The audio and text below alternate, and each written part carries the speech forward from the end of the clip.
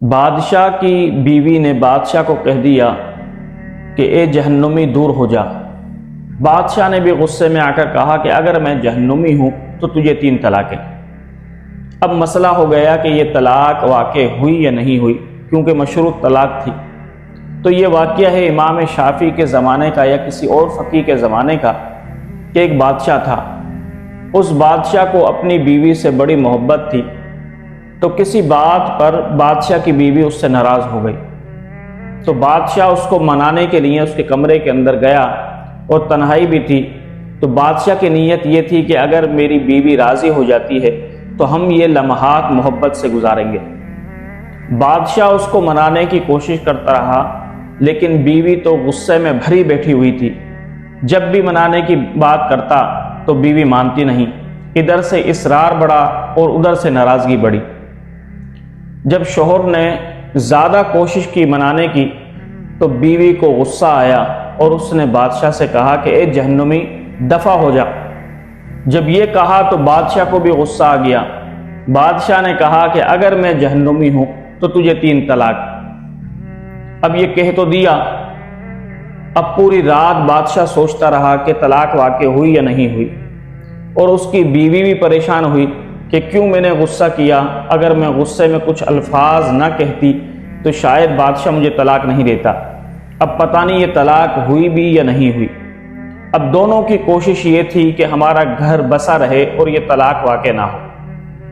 صبح ہوئی، بادشاہ نے ایک مقامی عالم کو بلایا اور اس سے مسئلہ پوچھا کہ اے عالم یہ تو بتاؤ، اگر کوئی بیوی بادشاہ سے کہہ دے کہ اے جہنمی دور ہو جا، اور بادشاہ اس سے کہہ دے اگر میں جہنمی ہوں تو تجھے 3 طلاقیں، تو اب بتاؤ یہ طلاق واقع ہوئی یا نہیں ہوئی؟ تو وہ عالم کہنے لگا کہ اے بادشاہ، اب مجھے کیا معلوم کہ بادشاہ جہنمی ہے یا جنتی، یہ تو اللہ ہی کو معلوم ہے، اس لیے میں تو فتویٰ نہیں دے سکتا، کیونکہ فتویٰ تو میں تب دیتا کہ جب مجھے پتا ہوتا کہ وہ بادشاہ جہنمی ہے یا جنتی۔ یہ بات تو اس نے کر دی نہیں یار۔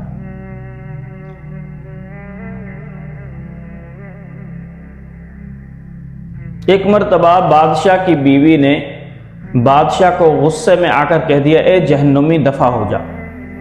جب یہ غصے میں کہا تو بادشاہ کو بھی غصہ آیا، اور بادشاہ نے کہا کہ اگر میں جہنمی ہوں تو تجھے 3 طلاق۔ اب بڑا مسئلہ ہو گیا کہ یہ طلاق واقع ہوئی یا نہیں ہوئی۔ یہ واقعہ ہے امام شافعی کے زمانے کا یا کسی اور فقیہ کے زمانے کا کہ ایک بادشاہ تھا، اس کو اپنی بیوی سے بڑی محبت تھی، تو اس کی بیوی کسی بات پر ناراض ہو گئی، تو بادشاہ اس کو کمرے میں منانے کے لیے گیا، اور تنہائی بھی تھی۔ بادشاہ کی نیت یہ تھی کہ بیوی اگر میری راضی ہو جائے گی تو ان لمحات کو محبت میں گزاریں گے۔ اب بادشاہ اس کو منانے کی کوشش کرتا، لیکن بیوی مان نہیں رہی تھی، وہ تو غصے میں بھری بیٹھی ہوئی تھی۔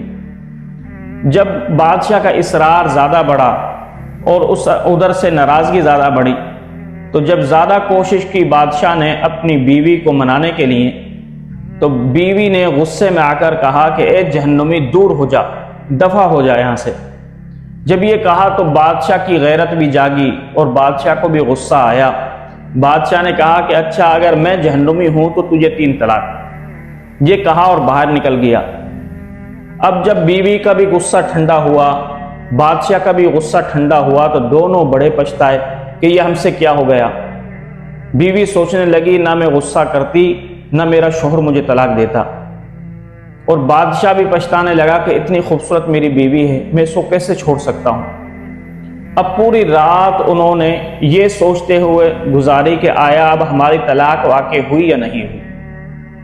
دوسرا دن آیا تو بادشاہ نے ایک مقامی عالم کو بلایا اور کہا کہ اس طریقے سے ہمارا جھگڑا ہوا، میری بیوی نے مجھ سے کہا کہ اے جہنمی دفع ہو جا، اور میں نے کہا کہ اگر میں جہنمی ہوں تو تجھے 3 طلاقیں، تو اب بتاؤ یہ طلاق ہوئی یا نہیں ہوئی؟ تو وہ عالم کہنے لگا اے بادشاہ، اب مجھے کیا معلوم کہ آپ جنتی ہو یا دوزخی، یہ تو اللہ ہی کو معلوم ہے، غیب کی بات ہے، میں کیسے جان سکتا ہوں؟ اس لیے یہ طلاق مشروط طلاق ہے، تو اب مجھے اس طلاق کا سمجھ میں نہیں آ رہا کہ میں اس کا کیا فتویٰ دوں۔ البتہ آپ کسی اور عالم سے رجوع کریں۔ بادشاہ کی بھی کوشش تھی کہ اللہ کرے کوئی ایسی سبیل پیدا ہو جائے کہ یہ میری بیوی مجھ سے جدا نہ ہو، کیونکہ میں اپنی بیوی کی جدائی برداشت نہیں کر سکتا۔ اس کو اپنی بیوی سے بہت محبت تھی، اور بیوی کی محبت بھی جاگ اٹھی۔ وہ بھی اللہ کی بارگاہ میں دعا کر رہی تھی کہ یہ شوہر میرا مجھ سے جدا نہ ہو اور میری طلاق واقع نہ ہو۔ لیکن اب صورت کیا تھی؟ صورت یہ تھی کہ کسی اچھے عالم سے مسئلہ پوچھا جائے، اور اگر طلاق نہیں ہوئی ہے تو ہم ساتھ رہیں گے، اور اگر طلاق واقع ہو گئی تو پھر ہم جدا جدا ہو جائیں گے۔ اس بادشاہ نے پھر کسی ایک فقیہ اچھے عالم دین کو بلایا اور اس سے مسئلہ پوچھا۔ تو وہ فقیہ کہنے لگا، اے بادشاہ، میں آپ کو اس مسئلے کا جواب تو بتا دوں گا، لیکن آپ تنہائی میں میرے ساتھ چلیں، میں کچھ باتیں آپ سے پوچھنا چاہتا ہوں۔ بادشاہ تنہائی میں اس فقیہ عالم کے ساتھ گیا تو اس فقیہ عالم نے کہا کہ اے بادشاہ، کبھی کوئی زندگی کے اندر ایسا واقعہ ہوا ہے کہ تم نے اللہ کے خوف کی وجہ سے گناہ چھوڑا ہو؟ اگر ایسا واقعہ ہوا ہے تو مجھے بتاؤ۔ بادشاہ سوچ کے اندر پڑ گیا کہ ایسا کب میرے ساتھ واقعہ ہوا ہے۔ وہ سوچتا رہا۔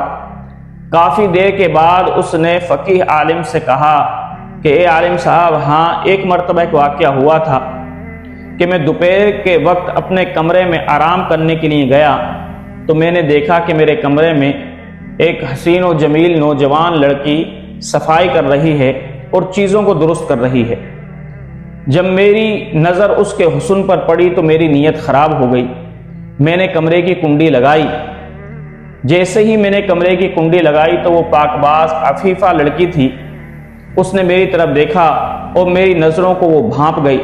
جب میں اس کے قریب پہنچا تو اس لڑکی نے کہا کہ یا ملکو اتق اللہ، اے بادشاہ، اللہ سے ڈر۔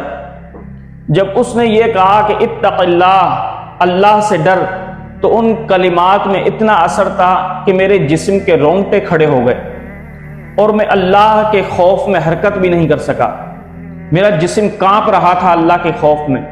اب میں دوڑا دروازے کی طرف، دروازے کو کھولا اور اس لڑکی کو کہا کہ تم نکل جاؤ اس کمرے سے۔ تو اے فقیہ عالم، میں نے وہ گناہ اللہ کے خوف میں چھوڑا تھا، حالانکہ اس وقت مجھے کوئی اور خوف نہیں تھا۔ میں بادشاہ تھا، چاہتا تو اس کی عزت کو تار تار کر دیتا، لیکن فقط میں نے گناہ کو چھوڑا اللہ کے خوف کی وجہ سے۔ جب یہ بات فقیہ عالم کو بادشاہ نے بتائی تو وہ فقیہ عالم کہنے لگا، اے بادشاہ، بس اب میں فتویٰ دے دیتا ہوں، تم پریشان نہ ہو۔ فقیہ عالم نے یہ فتویٰ دیا کہ آپ جنتی ہو اور آپ کی طلاق واقع نہیں ہوئی۔ جب یہ فتویٰ دربار کے اندر پہنچا تو وہ جو علماء تھے دربار میں، وہ کہنے لگے فقیہ عالم سے کہ آپ کو کیسے پتہ لگا کہ یہ بادشاہ جنتی ہے اور دوزخی نہیں؟ تو وہ فقیہ عالم کہنے لگا، اس لیے کہ قرآن نے فتویٰ دیا ہے۔ عالموں نے پوچھا وہ فتویٰ کہاں ہے، ہمیں بھی بیان کرو۔ تو فقیہ عالم کہنے لگا، تم نے قرآن نہیں پڑھا؟ اللہ رب ذوالجلال فرماتا ہے وَأَمَّا مَنْ خَافَ مَقَامَ رَبِّهِ وَنَهَى النَّفْسَ عَنِ الْهَوَىٰ فَإِنَّ الْجَنَّةَ هِيَ الْمَأْوَىٰ، کہ جو اپنے رب کے سامنے کھڑا ہونے سے ڈرا اور اپنے نفس کو ناجائز خواہشات سے روکا تو اس کا ٹھکانہ جنت الماوا ہے۔ تو اس نے بھی گناہ رب کے خوف سے چھوڑا تو اس کا ٹھکانہ بھی جنتی ہے، اس لیے یہ دوزخی نہیں ہے، جنتی ہے۔ اور بادشاہ سے کہنے لگا فقیہ عالم، اے بادشاہ، تم اپنی بیوی کے ساتھ ہنسی خوشی رہ سکتے ہو، یہ طلاق واقع نہیں ہوئی ہے۔ اس لیے دیکھیے کتنا بڑا انعام اس بادشاہ کو ملا کہ گناہ نہ کرنے کی وجہ سے اللہ رب ذوالجلال نے اتنی بڑی آزمائش سے اس بادشاہ کو بچایا۔ تو گناہ نہ کرنے کی برکت انسان کو زندگی کے اندر بھی کبھی ملتی ہے اور آخرت کے اندر تو ملے گی ہی ملے گی۔ آخرت میں کیا ملے گی کہ آخرت میں جنت الماوا اس کا ٹھکانہ ہوگا۔ اب آخرت کا بھی سن لیجئے کہ آخرت میں گناہ نہ کرنے کی وجہ سے اس کو کیا انعام ملے گا۔ یہ واقعہ تو ثابت کرتا ہے نا کہ دنیا میں گناہ نہ کرنے کی وجہ سے اس کو انعام ملا کہ وہ طلاق سے بچ گیا، اس کی بیوی کو طلاق نہیں ہوئی، اس کا گھر نہیں ٹوٹا۔ آخرت میں کیا اجر ملتا ہے جو شخص گناہ سے بچ جاتا ہے۔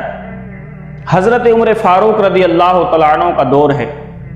ایک نوجوان تھا جو مسجد نبوی میں 5 وقت کی نماز پڑھنے کے لیے آیا کرتا تھا۔ وہ اپنے باپ کا اکلوتا بیٹا تھا، تو اپنے والد سے اجازت لیتا اور مسجد نبوی میں حضرت عمر فاروق رضی اللہ تعالیٰ عنہ کے پیچھے نمازیں پڑھتا۔ تو جس گلی سے وہ گزرتا تھا اس گلی کے اندر ایک عورت رہا کرتی تھی، وہ ایک مرتبہ دروازے پر کھڑی ہوئی تھی، تو اس نے نوجوان کو گزرتے ہوئے دیکھا تو اس پر عاشق ہو گئی۔ اب یہ کوشش کرنے لگی کہ کسی طریقے سے یہ نوجوان مجھے تنہائی میں مل جائے۔ اب جب وہ نوجوان گزرتا وہ دروازے پر کھڑی ہو کر اس کو تکتی رہتی، لیکن نوجوان پاک باز تھا، اللہ کا خوف رکھنے والا تھا، وہ اس عورت کو دیکھتا ہی نہ تھا۔ ایک مرتبہ جب وہ مغرب کی نماز پڑھنے کے لیے گیا اور واپس آ رہا تھا تو اس عورت نے کسی بہانے سے بھی اس نوجوان کو گھر کے اندر بلایا، اور گھر کے اندر بلا کر اس نوجوان کو اپنی خواہش کا اظہار کیا اور کہا کہ دیکھو میں کتنی حسین و جمیل ہوں، نوجوان ہوں، لوگ تو میرے اوپر مر مٹنے کو تیار ہوتے ہیں، لیکن میں کسی سے محبت نہیں کرتی، فقط تم سے میری محبت ہو گئی ہے، اب میں چاہتی ہوں کہ تم مجھ سے تنہائی میں ملاقات کرو۔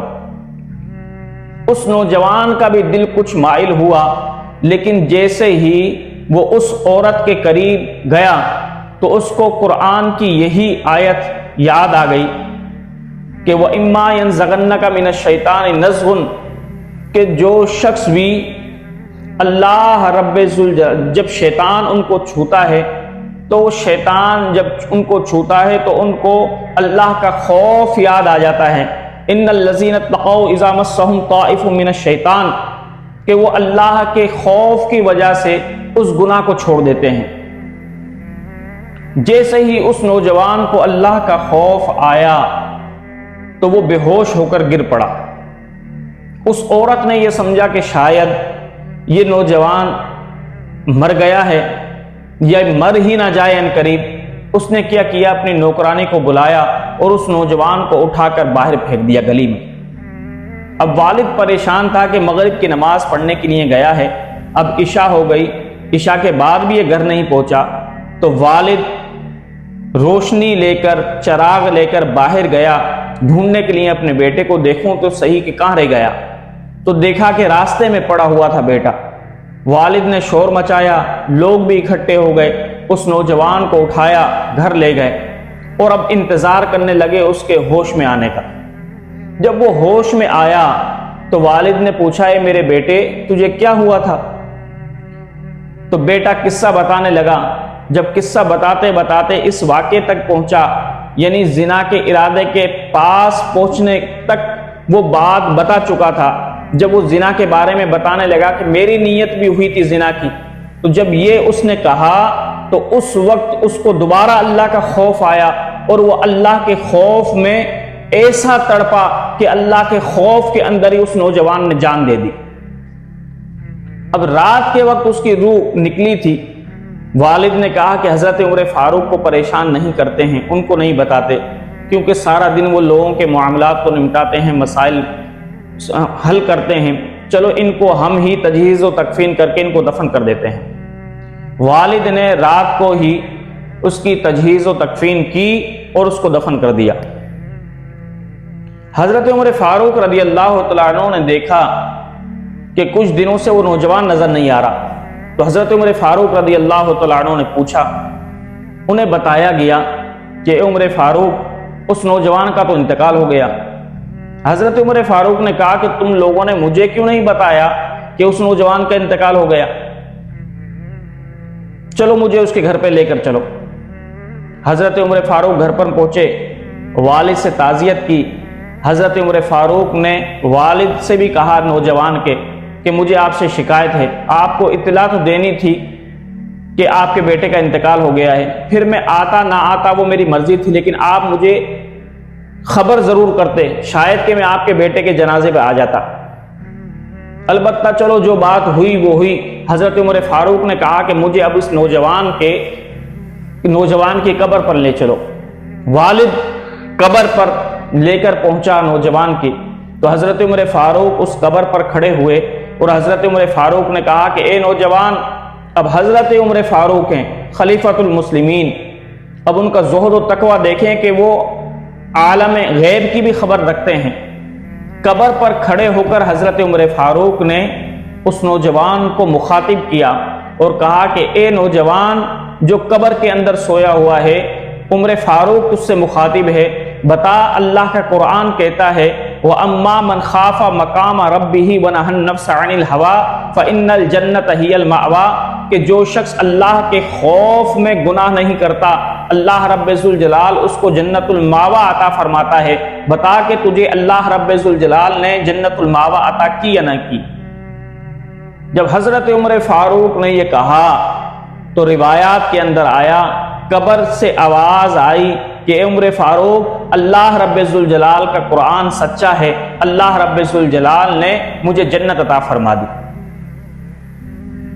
تو گناہ نہ کرنے کا انعام انسان کو آخرت میں بھی ملتا ہے، اور گناہ نہ کرنے کا انعام انسان کو دنیا کے اندر بھی ملتا ہے۔